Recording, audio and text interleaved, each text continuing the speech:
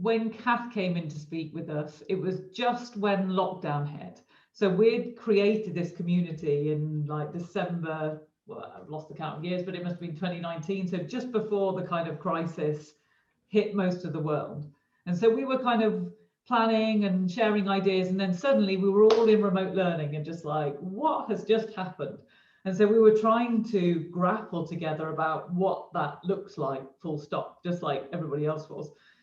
So it's perfect time to get Kath in, because we basically co-planned a whole curriculum that was based around inquiry and project-based style learning. So it made it very open-ended for the children at home. And unsurprisingly, it was really successful. So we found all sorts of amazing things, like the involvement of families and parents and how powerful that was, how the children just felt a lot more well-being and settled, and we could feed back and respond to them individually.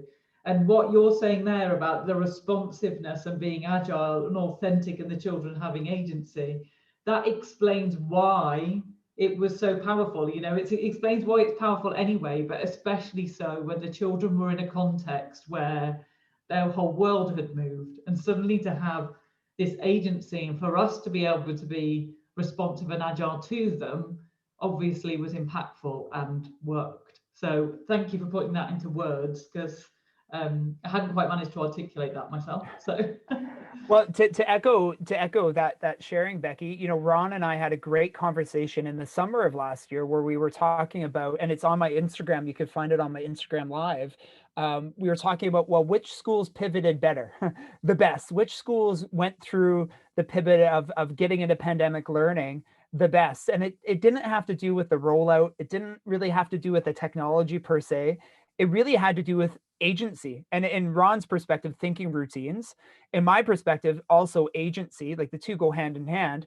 And the students that were able to pivot most smoothly, the schools that pivoted most smoothly, were the ones that were cultivating the conditions for agency in the brick and mortar.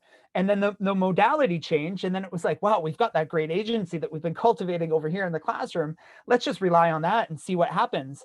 And you had said you were surprised, like, well, it was successful, parents were engaged, students were engaged, they find it authentic, we could differentiate, meet one-on-one. It was like, now in hindsight, we're like, of course that would have worked.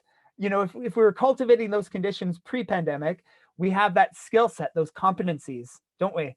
Those dispositions where students could lean in on those, you know, flex those given the change of modality. So you know, in hindsight, yes, it's the agency that we cultivate, the competencies that we cultivate that students can sharpen and use despite the context, despite the modality. And now as schools return to the brick and mortar, you know, the schools that weren't embedding as much agency, those are the ones who are realizing now, gosh, teaching directly, getting all kids to try to go down the same path remotely was incredibly challenging. How do I get them to feel more agency, and how can I differentiate more beautifully now that we're returning to the brick and mortar?